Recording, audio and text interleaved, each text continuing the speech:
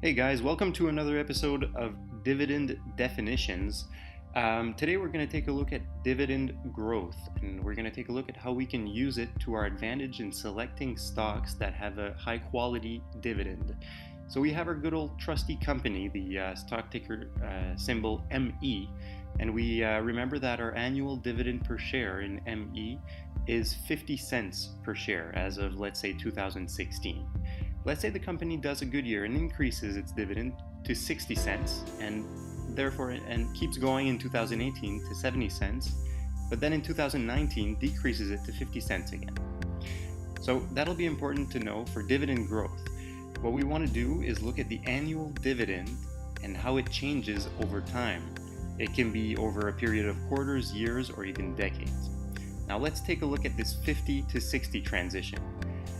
So they increased it by 10 cents, which comes down to a change in percentage of about 16%, which is a good change, which is a very, very good change. So again, they increased it 10 cents the year after from 60 to 70.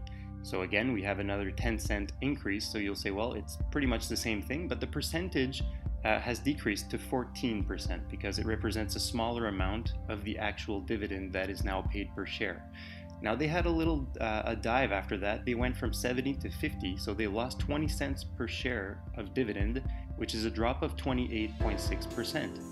Now we can look at the total 3-year period and realize that, well, the dividend has remained unchanged.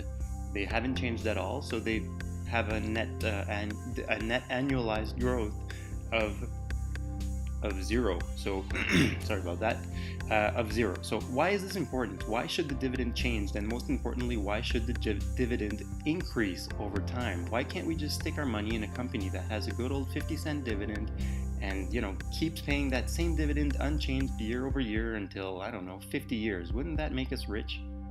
Well, not really, because think of the last loaf of bread that you've bought and the price that you've paid for it. Now try and remember if that price would have been the same had you paid for that loaf of bread in, 2010. Would that have been the same price? Would it have been the same price in the year 2000? And would it have been the same price in the year 1960?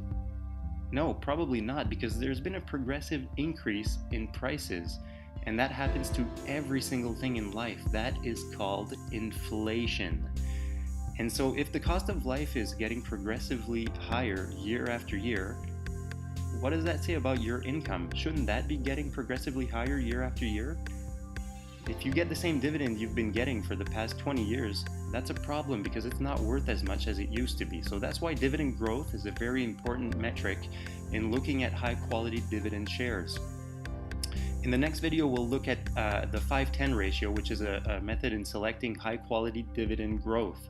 So if you like this video, don't forget to comment, give me a thumbs up, and don't forget to subscribe so you don't miss any upcoming videos.